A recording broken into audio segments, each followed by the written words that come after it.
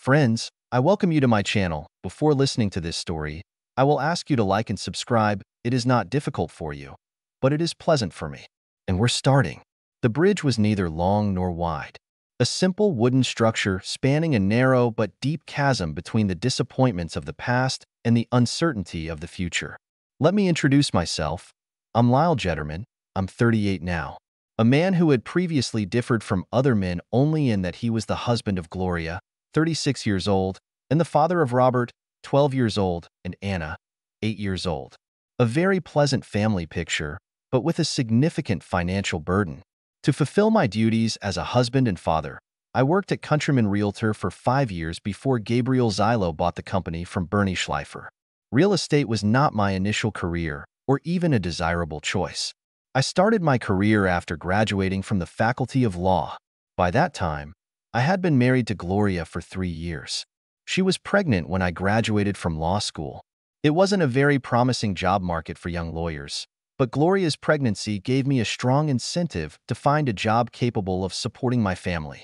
The first job offered to me was a job at a law firm that specialized in representing banks in closing housing loans. It wasn't the job I dreamed of, but it was a job. While I was in law school, Gloria worked as a cashier at a bank to support both of us.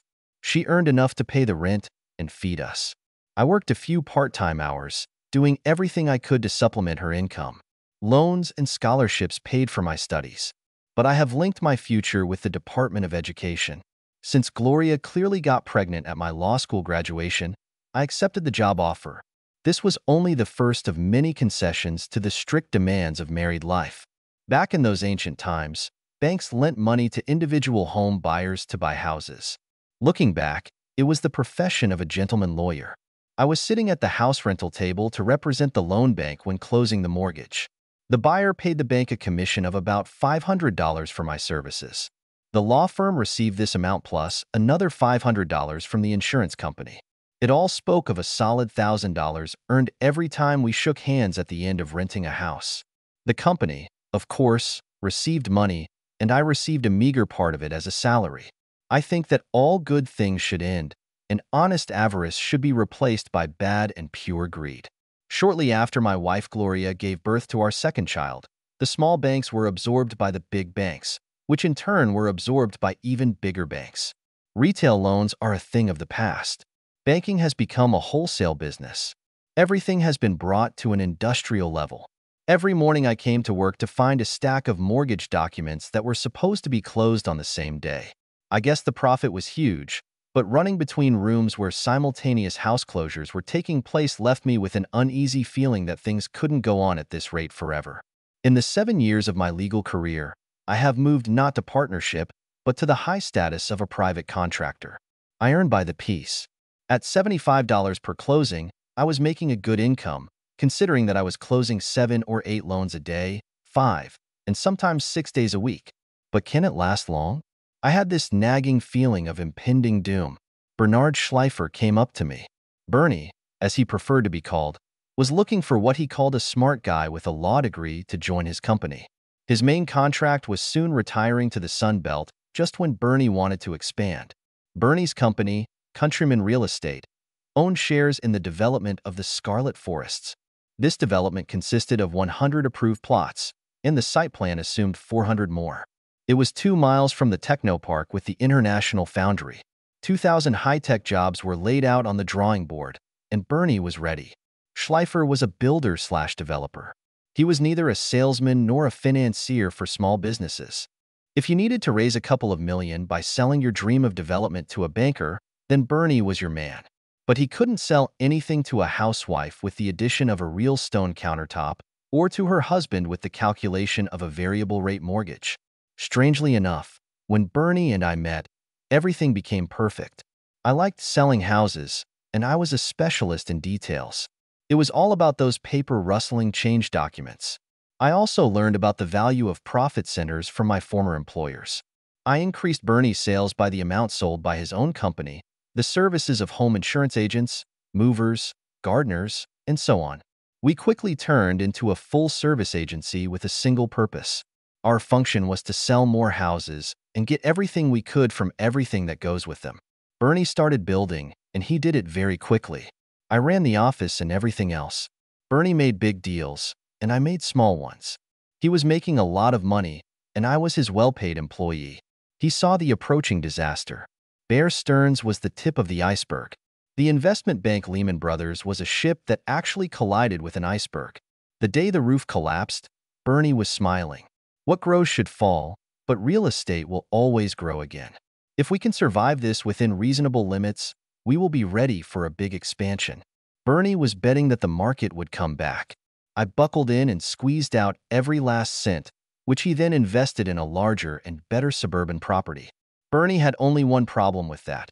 He was a big fish in a small pond, and he wanted to go swimming in the ocean. One evening, over drinks after work, he broke the news. "I sold everything," he said. "What?" "Calm down. The new owner won't change anything. At least not right away." Bernie was right again. When I met Gabe Zylo, my first impression was of his youth. He was not yet 30, and he managed to buy Bernie out. He was taller than me and younger, and he was a handsome blonde Adonis. The very image of a child prodigy is a superstar of business. I probably should have envied the young man, but he was too charming and affable to be indignant. It was great working for him, too. Bernie was in his late 50s. He was ambitious, but, in fact, cautious. Unlike him, Gabe liked to put everything on display. Everything is at stake, all the time. It was obvious from the start that his deal to buy suburban real estate had drained Gabe's resources. Gabe was more a financier than a builder, more a manager than a salesman. He loved fast money, and when the real estate market returned, his bet on Countryman was clearly paying dividends. Bernie was flying to Florida, to a large real estate casino. The night before I left, I wished him luck. "Come with me, baby," he said. "No, because I'm not a child anymore. I have a wife and 2 teenagers who need to be supported," I said. "Okay, but you'll regret it someday." "I hope not, but I checked the job market. There's not much left of my old firm." Stephen Pinder, one of the junior partners, managed to hold out during the crash. He was glad to hear from me, but he was paying a third of what I was earning now. So I stuck my nose into the steering wheel to make sure the Countryman stayed afloat. But overall, I was happy to work for Gabe, as we called him. He treated me well and allowed me to pretty much run the day-to-day office. Did I have any doubts about him? Yes, but my only dissatisfaction with the boss was minor. Bernie has never hosted an official Christmas party. Gabe went to the opposite extreme. He hired one of the best vacation spots in Saratoga. True, in the off-season, but still for a lot of money. The next party on the first Saturday in December was for staff, contractors, bankers, and realtors. It was a big, swanky party, and there were a lot of guests. Gabe ruled her like a king. Well, it was his money, and maybe it all had a legitimate business purpose. My discontent came around midnight, but it grew all night. You see, I came with the hottest woman in this place on my arm. I married Gloria right after college. We were both barely 22. She worked a clueless job to feed us all while I was studying law. I will be eternally grateful to her for this, but she provoked her pregnancy herself, giving up pills while I was preparing for the bar exam. Pregnancy may have been for the best in the long run. We were good parents, and we still are. While I was struggling with renting out houses, Gloria was raising our kids and walking at night to get a doctorate in child psychology. When our youngest child returned to school, Gloria returned to work. She found a job at the State Department. She also started what I now call her running career. Gloria could be called chubby. She was fat, compared to some starved model. But at the age of 30, she went from a 2-day swim in the YWCA pool and running only for our children to a solo long-distance run. Every morning my wife got up early to walk 5 miles over rough terrain. She did half an hour of sprinting every night. She had the best time among all the local female runners. Only national competitors beat her once in local races for 5 and 10 kilometers. She competed in the New York City Marathon 3 times, finishing in the top 100 women. I'm not a homebody. I go to the gym at least 3 times a week and do 20 miles of cycling on summer weekends. But I have more than 5% body fat, and I don't have a body that looks like it was sculpted by Michelangelo. I supported Gloria in her efforts. I saw her get up before dawn and come back covered in sweat when I woke the children. I was proud of my wife. So when I walked into the Christmas party with this tall, black-haired beauty on my arm, the conversation fell silent and people turned to see the spectacular Gloria. She was just over 6 feet 2 inches tall in her 3-inch heels, just my height. Her raven-colored hair fell over her shoulders. When she runs, she braids them into a ponytail, which causes applause behind her back. That evening, he shimmered in the light of the ballroom lamps. Gloria tried her best to get to the party. She was wearing a new tight black dress. The scallop-trimmed dress showed only a hint of her cleavage and was modestly short to show off her fabulously long runner legs. This dress made you notice her flat stomach and her sculpted ass. She was the subject of ardent art. My wife was no longer a chubby girl. She was a beautiful woman in my arms. Gabe wasted no time in greeting us and taking Gloria away to dance. Although I admit that they were a great couple, he was taller and sturdier than me. His attention seemed to cross the line of a foul. Shortly before midnight, he approached her and kissed her passionately under the mistletoe. I'm not jealous. Yes, my wife is hot, but I trust her. We went through a lot of difficult times together. The years of law school, raising children, paying school loans. We have experienced illnesses, including miscarriage. I feel sorry for couples who have never fought together. I believe that it is difficult times that unite you and make your marriage strong. Gloria and I experienced everything together and loved each other. Gloria was drinking and clearly enjoying the attention. I put it all down to that. I picked up my wife and took her home. Nothing else was said, and she acted as if nothing had happened. I just drank too much, I told myself. 6 months later, Memorial Day weekend arrived. The first half of the year was good in the real estate sector. The number of customers has increased significantly. The last week of May was the hottest in the last 10 years. The company's operating account was filled with cash from the sale of housing, which had to be transferred on the first business day of June. We checked the checks, and then we would have paid the banks by email when the office opens after the 3-day weekend. Are you coming to the camp for the weekend? Gabe asked. Gabe rented a mountain cabin in the Adirondacks for Memorial Day weekend. He hadn't talked about anything else for weeks. His invitation was addressed to Gloria and me, but I wanted to avoid it. I don't know what Gloria's plans are, I said, trying to refuse him. Oh, she's with us. Looking forward to it. I looked at him questioningly. We talked on the phone, he said hastily. Why didn't I believe him? But when he left, I called Gloria, and yes, she was thrilled. I believe it was the last moment to stop the train wreck, but I just didn't see it. I both loved Gloria and trusted her. MapQuest told me that the trip to Gabe's house would not be easy. I drove my Honda Accord to the rental location and took a 4-wheel drive SUV. According to the map, the last 20 miles were on mountain roads, and the last 3 were on a dirt road. I've been to the Adirondacks before. They can be very violent mountains. Gabe's house was located southwest of Saranac Lake. The journey took almost 4 hours. The GPS only showed the last 5 miles. We turned off the county road onto the last 2 miles of a semi-paved road ending in a wooden bridge. The bridge was narrow, but it looked sturdy. Recently renovated, it crossed a ravine. The gap wasn't very wide, but it was deep. This type of terrain is common in the Adirondacks. The rugged terrain is the reason they remain wild. I slowly crossed the bridge, wondering if there was another emergency exit, although the GPS map did not show it. I had the feeling of a mouse trapped in a mousetrap. I wonder if there is a cat here? After 3 miles along a rutted dirt road, we drove up to a 2-story house. It was built on a lawn on the side of a mountain about 1,000 feet below the top. There were a dozen Adirondack peaks to the north. We reached a remote place where what was supposed to look like a village house was built. I parked the SUV in a well-maintained parking lot next to 3 comparable, albeit much more expensive-looking cars. Everything looked new and carefully maintained. The cabin itself was one of those modern log buildings that only look rustic. They are decorated in a modern style with traditional cladding. A large, comfortable modern building pretending to be a 19th-century mountain retreat. The impression was vivid. Gabe went overboard again to produce it. I had no doubt who he wanted to impress, and it wasn't me. They greeted us on the wide porch with its Adirondack chairs and accompanying decor. There were 6 of them, 3 young men, Gabe and 2 of his college friends. Ken Lewis was the shortest at about 5 feet 10 inches, but built like a weightlifter. He was in his late 20s, just like Gabe. Ken was starting to go bald, and his face wasn't as handsome as Gabe's, but physically he was covered in muscles that showed through a tight t-shirt and shorts. Glenn Sachs was a second college buddy. About 6 feet tall, thin, with curly blonde hair, he looked better than Ken.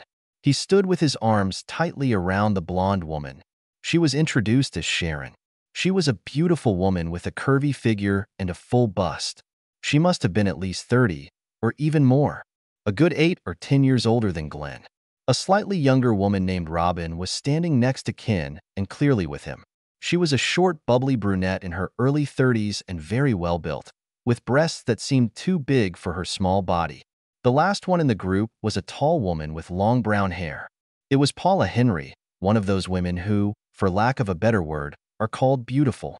Definitely a woman with attractive but sharp, not quite feminine features. Her appearance suggested that she was smart. She knew it, and so did the others. Of the women, she was clearly the youngest and was a school friend of the boys. Everyone was very friendly and overly happy that we did it. But this greeting was not usual. Gabe obviously greeted my wife, greeted me as an afterthought, and his friend Paula glared at me the way you usually look at a laboratory animal before dissecting it. They arranged a dinner for us, so we just quickly threw the bag into our assigned bedroom on the second floor. Our small room was next to the master suite, which was occupied by Gabe. We all sat down in the great hall, a massive 40 by 40-foot living room, dining room, and game room. Here, at a large oak table, we feasted on microwaved gourmet dinners. The food was good, but effortless and expensive. Wine was served in large quantities. I've been watching my drinking as much as possible if your host is constantly trying to fill your glass. After dinner, the audience sat around the gas fireplace on the terrace. Strong drinks appeared there. It was clear that it would be a weekend of drinking and light use of illegal substances. I began to study my situation through careful questioning and keen observation. At first glance, I was attending an ordinary holiday weekend with my boss, 2 of his friends and their girlfriends. However, everything looked more cunning. Just a few minutes later, it turned out that Robin had a fiancé somewhere, but not here, and Sharon was married. She had 2 children and a husband at home. Sharon and Robin worked together and supposedly vacationed at the spa together, spending weekends just for girls. The betrayal was treated casually and with humor. Paula kept her eyes on me and didn't seem to be part of this group. You'd think she was with Gabe, but she wasn't offended by his blatant flirting with my wife. In fact, he spent most of the night sitting between Gloria and Paula. Gabe continued to talk mostly to Gloria. My attempts to engage Paula in conversation were met with only polite interest. She was sending me signals to do nothing. Around midnight, I felt that the pleasantly excited guests were ready to go to their bedrooms to complete the evening's festivities. But they were waiting for something. Suddenly, Gabe turned to me and said, "Lyle, you must be tired after a long trip." "Yes, darling. Why don't you go to bed and I'll join you a little later," my Gloria said. "Hell, not before I have another drink," I said, grabbing the bottle. "Unless you take it, Gabe." I smiled at him as I said this, but inwardly cursed that pig who tried to seduce my wife. I also wondered what Gloria was playing at. She spent the whole evening with him, like at a Christmas party. Is she in love? Did my 16-year-old wife fall in love with my boss? It was a waiting game that night, but I won it. In the end, Gloria went into the bedroom with me. In the room assigned to us, Gloria slipped into the shower alone. I didn't try to join her. It didn't make any sense. She was a little cold towards me. When she got out of the shower, I slipped past her to rinse off too. I expected to find her under the covers when I came out, but she was sitting naked on the edge of the bed. "Please," she said, patting the bed next to her. When I sat down, she turned to me and said, "I want to have fun this weekend. Our life was hard, but I've been working very hard and I think I deserve a break. I have no problem with that. You've been a wonderful wife and mother in difficult times. You sent me to law school and raised the kids on my meager salary while I went back to school. You've been trying your best to earn that gorgeous body you have, and you're still contributing more than your share to our house. I'm proud to be your husband." I was awakened by the morning light streaming through the open blinds of the large bedroom window. Gloria usually got up long before I went for my morning run. Getting out of bed, I pulled the curtains and entered the small bathroom with a shower. It was a small bedroom, but more than adequate in its amenities. I showered, shaved, and went downstairs before anyone else. I decided to take a look around before the others got out of bed. I moved from a large room to a patio with a fire pit and a built-in outdoor barbecue. The courtyard turned into a raised terrace with a small pool and sauna. Open water seemed like a risky proposition in the spring in these notoriously cold mountains, but when I went up to the terrace, I realized that the entire complex was heated. The higher slope of the mountain was covered with solar panels, so the pool was heated, and probably the house too. Passing through the terrace, I came to what was a small barn. There were no animals in it, but it was filled to capacity with ATVs, snowmobiles, and gardening equipment, including several small tractors. Passing by this building, I heard the sound of a small stream in the distance. The stream flowed about 20 yards behind a locked barn with a small chimney in the roof. Looking through one small window, I saw a generator and fuel tanks. Thus, gasoline was stored for sports vehicles and a generator for emergency situations. Someone took care of everything.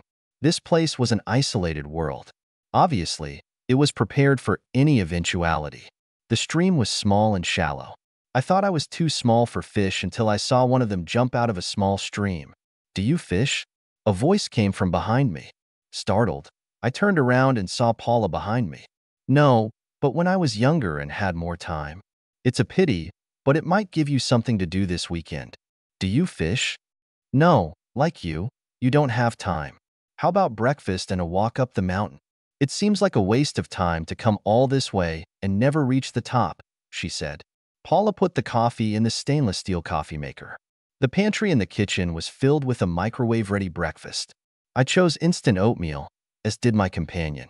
"No one else has woken up yet. They'll probably all be sleeping late." "How about a hike?" she said, smiling. Paula obviously knew where the trail started, because she led us right to it. The peak didn't seem that far away, but an hour later it seemed as far away as when we started. "Are you sure you want to go upstairs?" I asked. "Why?" "You've given up, old man," she said. "I just wonder what the others will think when they don't find us." "Don't worry, I doubt your absence will bother them." We finally reached the top, and judging by the fact that the sun was almost directly overhead, it was nearing noon. The top of the mountain disappointed me a little. It was a fairly flat area with rounded edges. Two ancient wooden benches were set up so that they faced east, towards the gatehouse and several peaks to the south and east. The fog obscured the distant view, although the air seemed fresh and clean. There was a cool breeze at noon, but nothing unpleasant. My companion sat down, clearly determined to enjoy the view. "Do you mind?" she said. "I would like to rest before going down." "No, the old man could use a break," I said. That made me smile. "So Glenn is a broker, Ken is a banker, and Gabe is a real estate developer, but we talked all night and I never heard what you were doing?" She gave me an appraising look. Apparently she was deciding what the harm was. "I'm an inspector. I work for the government. The job is low paid and very boring," she said. "Have you ever inspected anyone we know?" "Oh, not lately. When we were in college, it seemed like I was always needed to help the guys. You cover them from an angry girlfriend or provide cheat sheets for exams. They were always on the edge. That's what makes them who they are. You know some extraordinary young people. So this is your job? Are you covering for them? What's the use of closing the barn door after the horse has gone out? It won't help to get the horse back. The rules only restrain events. It's better if smart people raise their hand and the rest are pushed aside to make way. The best thing is that in the end, everyone benefits according to their merits. So, what is your task for this weekend?" "I don't think you were at the party last night," I said. She paused, as if the question had taken her by surprise. I got up and walked to the side where I could see the road leading down the mountain. There was no other way, only one way out, the only way out. I turned and stared at Paula. Had she thought about it? The others were, as I realized at the moment of Gestalt, completely blind to everything except their own physical appetites. But is it true? Obviously, she was looking. She must see the problem the same way I do. I'm just here as a designated teetotaler. I control that everything is going well, that nothing untoward is happening. Any problems are rejected. I don't want to interfere unless absolutely necessary. You mean, unless the golden boys need you? I don't think I would put it that way, but of course I can see what's best for them, for everyone in the long run. Shall we go downstairs? I asked. What a rush. The way back will be faster. Yes, it's faster. But the slope is steep, and it may be more dangerous. You can fall hard. Why bother when you're upstairs? She said, but got up and started down the stairs. We arrived at the lodge without incident, but my misgivings intensified. We found the others by the pool. I've never seen my wife in a black bikini. Her body was stunningly exposed with a small amount of material. The other women weren't much better. When Paula and I approached, I saw my wife sitting on Gabe's lap and giving him a deep, sensual kiss. "We're back," Paula shouted, forcing Gabe and Gloria to break off the kiss. Gabe grinned like a bad little boy caught stealing cookies, but knowing he wouldn't be punished. My wife's smile was too wide and obviously fake. "Hi, where have you been?" she said, as if she was talking to some random friend. An awkward silence followed. I felt my fist clench, but then Paula grabbed my arm.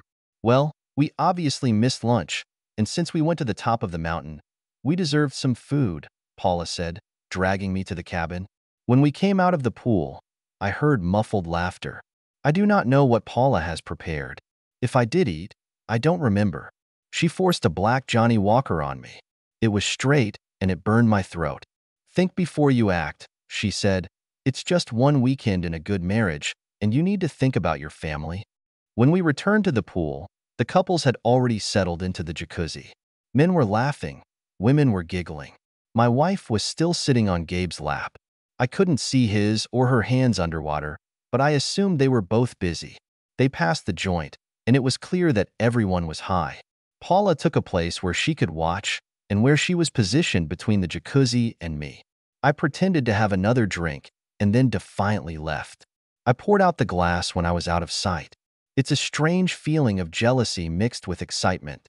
On the one hand, I was proud of my wife, but on the other, I was very disappointed. She worked long and hard to transform herself from the chubby girl I married. Now she was a beautiful, athletic woman and rightfully desirable. I was proud that men wanted nothing more than to slip into the arms of her strong and loving arms. But what happened to her soul while she was building this fabulous body? Seeing her with Gabe was strangely beautiful. I could imagine these perfect bodies joined in intercourse. A nightmarish vision, both terrifying and exciting. I wandered around the territory of the gatehouse, watching how everything was arranged, killing time and dreading where everything seemed to be going, realizing that eventually I may have to fully manage my capabilities. I went to our bedroom, deliberately forcing myself to try to fall asleep. As I lay there trying to calm my thoughts, the question of why my wife was flirting and kissing another man haunted me. We went through so many difficult times together, our early poverty, the diseases that afflicted children, and the endless urge to make ends meet on a middle-class budget. We have just started climbing to a safe and comfortable place. The children reached the age when they could take care of themselves. My wife had a good, albeit modest, career. Now, after so many lean years, I was making good money. Our debts were in hand, and our future was bright. Why give it up for someone as empty and vain as Gabe Zylo? There was nothing hidden behind the charm and audacious bravado. Take away the bright exterior, and there will be nothing under it. Gabe had never designed the site, built the house, or sold it. He was the head of a business run by others. He was a rich man, a rich kid, a child prodigy who came out of nowhere, whose only asset was the image he created himself. What was Gloria thinking? She said she just wanted to have fun this weekend. Was it fun, and how will it end? I was really asleep, and when I came down the stairs again, they had already moved into a large room. Lunch must have come and gone. Drinks were still flowing freely, and shoals were passing by. Gloria was back on Gabe's lap. There was no pretending that they hadn't kissed. The bikini tops were taken off all the women, including Paula, who seemed to share kin with Robin. I walked right across the room, heading to the kitchen and to the food. I was microwaving dinner when Gloria came in. "How are you?" she said. "I've been better," I said. She seemed to hesitate, and then she made up her mind. I spent the evening with Gabe, she said. I noticed, I said when the microwave rang. She smiled strangely when I turned to the microwave. No, I mean in his room tonight. I was very quiet. I had my back to her. It was important that she didn't see how much pain she was causing me at that moment. I see, in our 16 years of marriage, that's why I can do it. It's just for the weekend. I'll be all yours again next week, she said. Oh, and Gabe won't mind. She hugged me from behind, burying her head in my back. Gabe likes you. He says the two of you are going somewhere. It's just an affair. A little fun for the weekend. Okay. What is it? She asked, and that last word was punctuated by hugs. Can I choose? I asked. Not really, it's been decided. I'm just telling you so you know, she said. She let me go, and I heard her come out of the kitchen. I went to where the kitchen opened into a large room. They were already at the stairs. As they were climbing, Gabe looked back. He smiled at me and gave me a thumbs up, as if we were together. He said something in Gloria's ear, and she turned around, waved at me and smiled. I went back to the kitchen. Obviously, everything we've been through together didn't mean anything. My wife left me and humiliated me. I threw the food out of the microwave. Instead, I made coffee. It was going to be a long night. When the water boiled, I heard someone enter the kitchen. I turned around and saw Paula watching me. I didn't expect that there would be caffeine here. Wouldn't it be better to have a drink? What is it? She asked. To each his own, I said. But tell me, what is your function here? She shrugged her shoulders in response. I'm trying to help. Make sure everything stays calm. And how are you going to do that? Sleep with me. She laughed. No, I won't go that far, but cheer up. You'll get your wife back and maybe get a bonus. So, I said, there's money involved. Isn't that always the case? You can't make a fuss because you work for this man. You need to think about your family. What can you do but take what is given to you? This is their world, not yours. It's just the way it is. There was a sharp cry of pleasure from upstairs. She seems to be having a good time, Paula grinned. Well, that's fine. A pleasant weekend for everyone in the mountains. You know that these rocks have been here for a long time. Our existence is just a flash for them. Thousands of years ago, they were covered with thick layers of ice, which combed through them and cut through rivers and gorges, which we now have to overcome in order to make our world habitable. Sometimes we forget how precarious our existence is. Take away one small piece, and our world will collapse.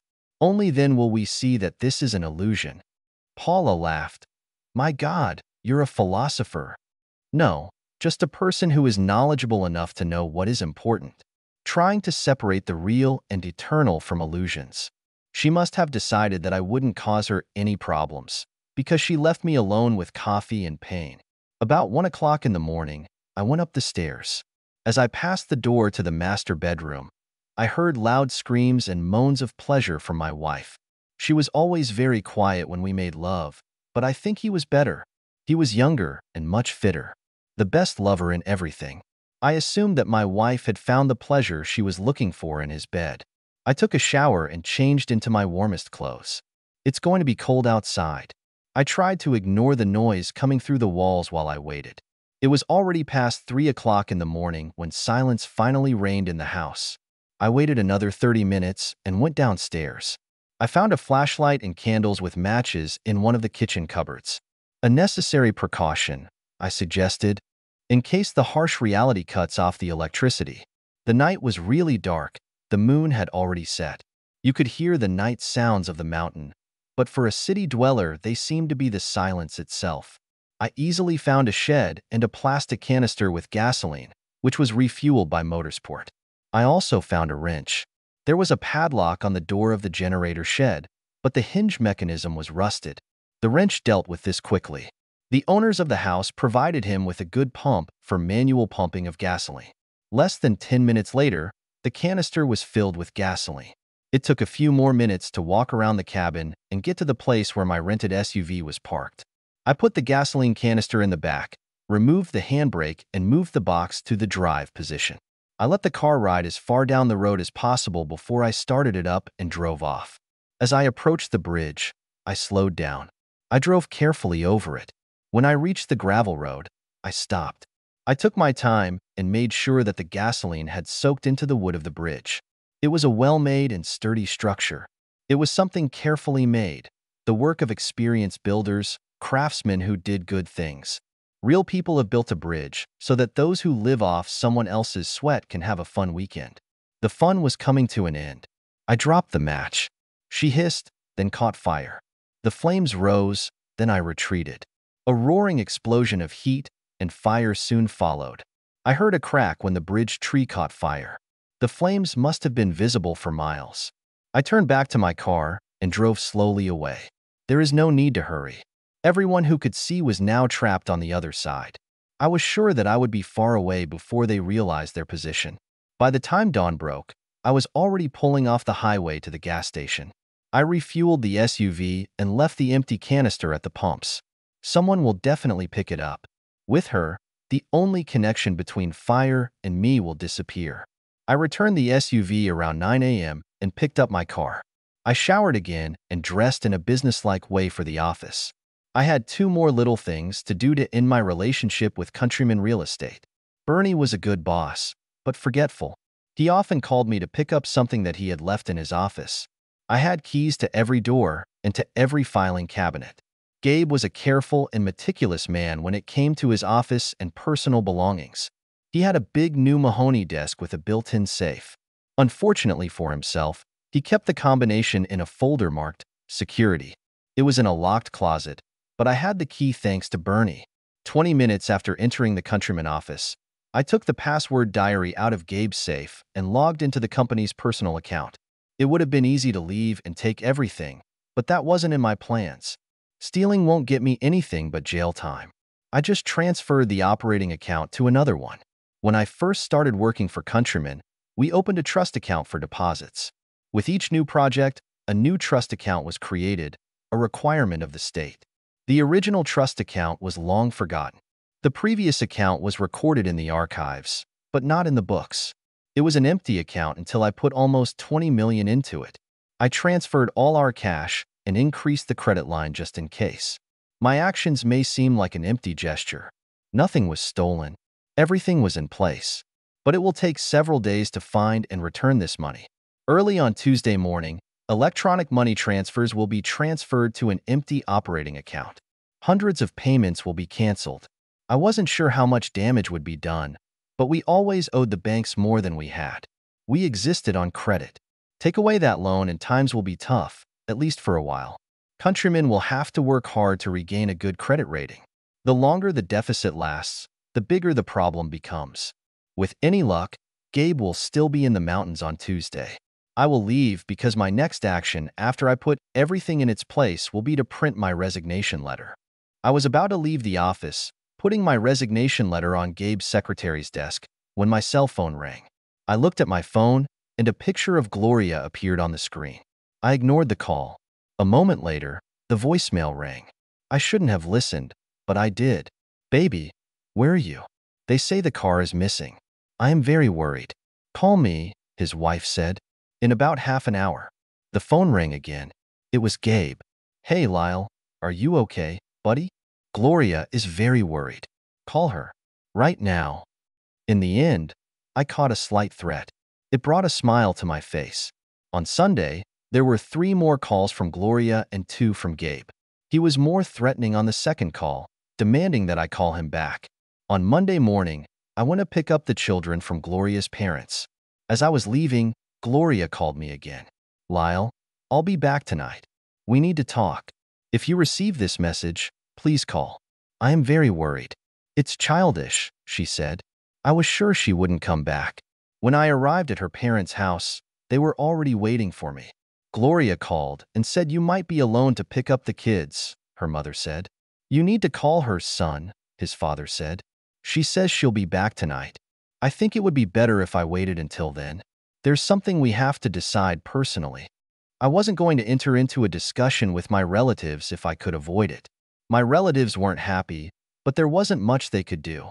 My daughter realized something was wrong, but I told her, "This is an adult issue between your mother and me, and to be fair to her, we have to wait until she comes back to discuss it." After returning the children home and getting comfortable, I went to our former bedroom and called Felix Rodriguez. "Hi, Lyle. How are you?" "What is it?" he asked, answering. "Not so good, Felix. I need your services," I said. Felix was the best family lawyer I knew. He was good both as a lawyer and as a man. "Oh, what's the problem?" he said. "I need to file for divorce." "You should never joke about such things." "This is the case. Gloria is having an affair with Gabriel Zilo. You know, my boss." "Damn it. I am truly sorry. What should I do?" Felix and I discussed this for about an hour on the phone. I have scheduled an appointment for late Tuesday afternoon to start the process. Phone calls continued to come from the mountain. Obviously, her parents called her. The messages were conciliatory. Gloria alternated with Gabe. Now there are no threats. "Hey man, if I made a mistake, I apologize. I don't want what happened this weekend to affect our working relationship. It would be bad for everyone, if you know what I'm getting at," he said. Then about 5 in the afternoon. Lyle, please call. Something happened here. There is no bridge. We're all trapped. Call me. I need to talk to you," his wife said. On Tuesday morning, the first thing I did was call Stephen Pinder, my old partner. We agreed to meet for lunch at a modest diner in one of the shopping malls. Stephen asked between bites of a pepper jack tuna sandwich. "It's already been done. I've officially resigned," I said. As if to emphasize this fact, Donna, my secretary at Countryman, called me. "Lyle, they say you've resigned, but you have to come. Everything is going to hell here." "Something is very, very wrong," Donna said. "Sorry, I can't. I don't work there anymore. I suggest you call Gabe. They say he's stuck in the mountains. Something about the bridge." "Oh, I'm sorry to hear that. Well, don't worry. I'm sure things will get better in the end." "Something I should know about?" Steve asked. "No, it doesn't concern me anymore," I said. "Well, if you're sure, I think I can improve my last offer by $10,000 a year. If you can start right now." "Isn't tomorrow too early?" "No, that would be great," Steve said.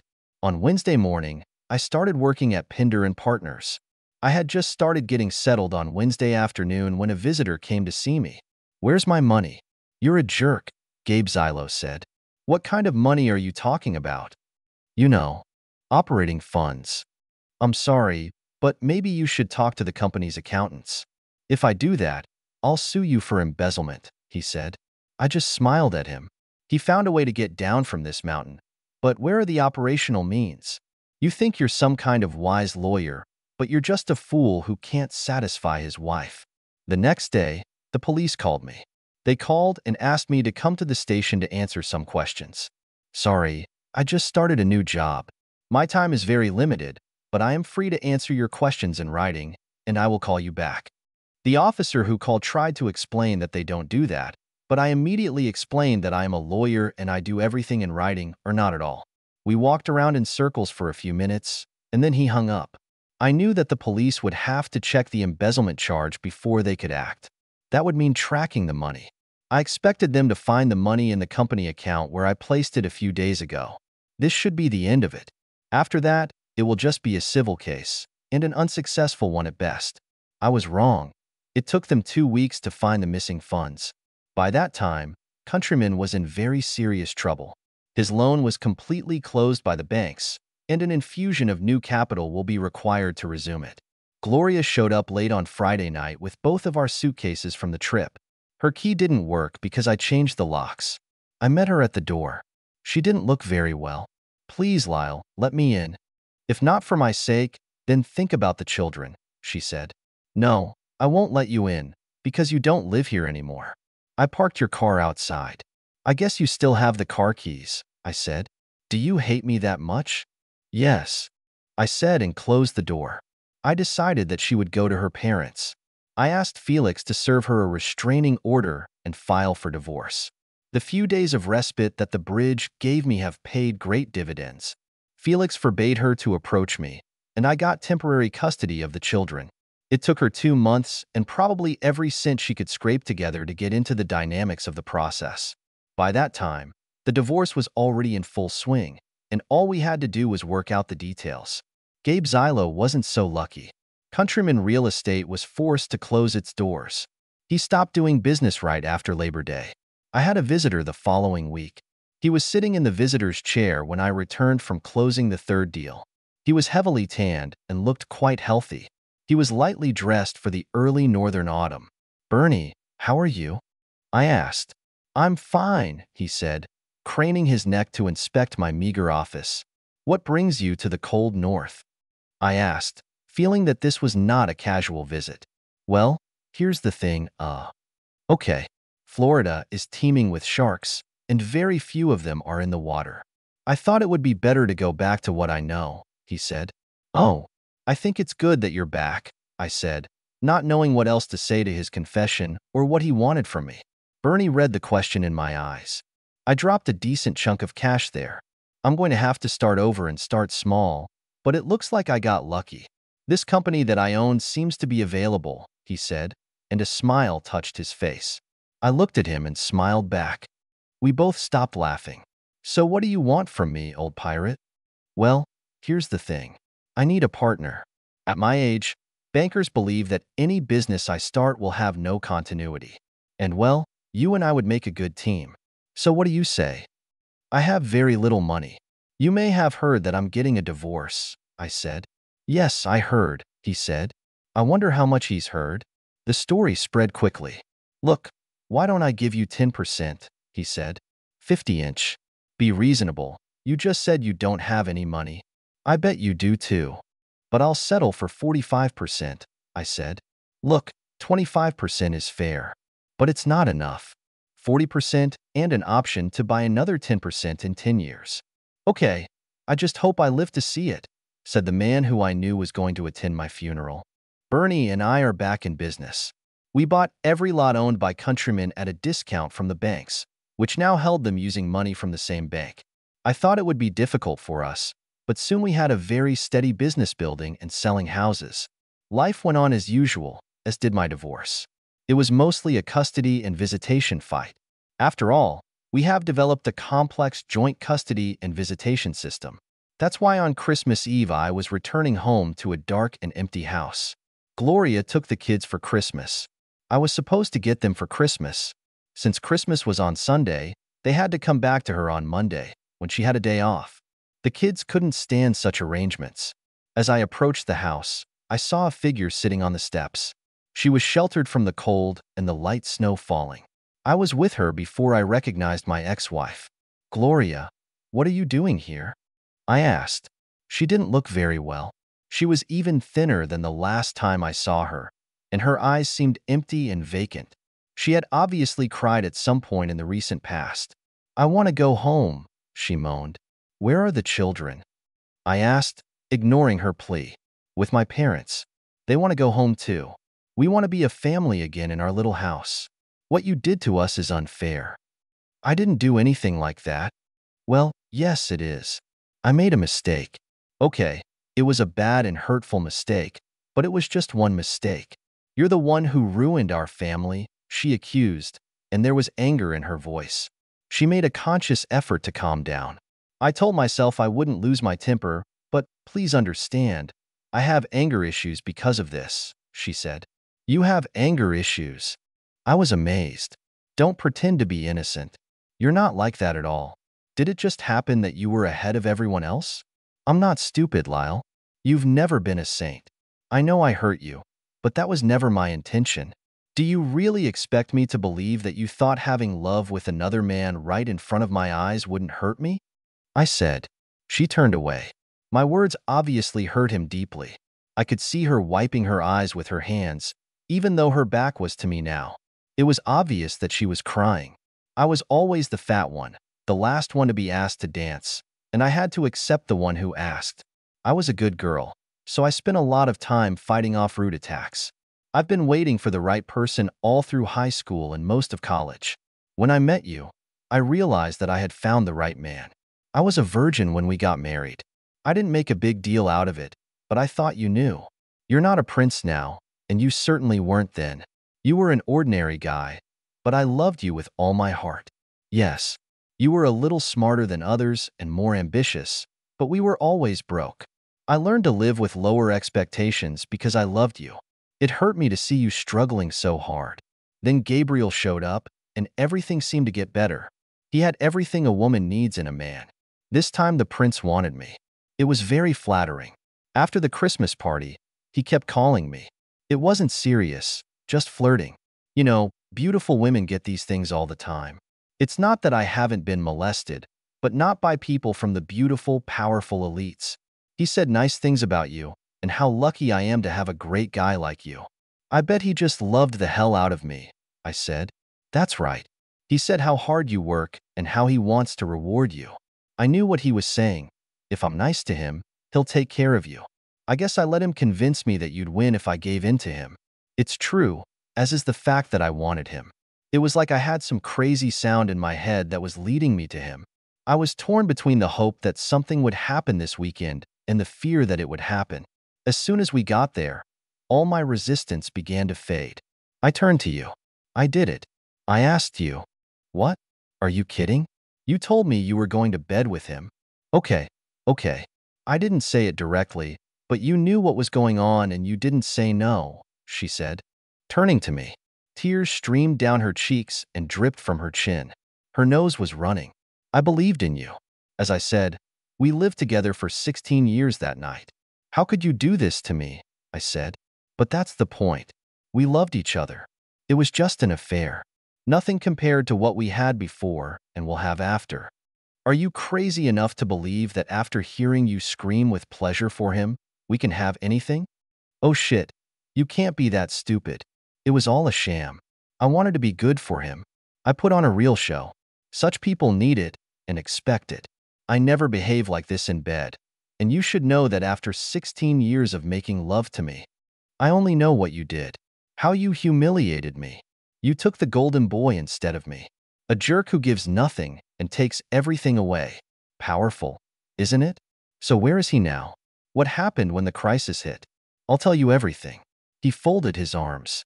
We live in a society that maintains the power of the few over the many, based on the myth of some secret genius that they possess.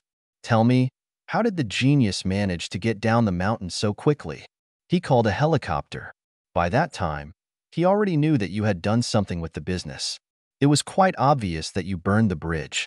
He thought you stole his money. The others started to panic. Paula kept saying it couldn't be, that it couldn't have worked like that. When the helicopter arrived, there was only room for Gabe. The rest have abandoned.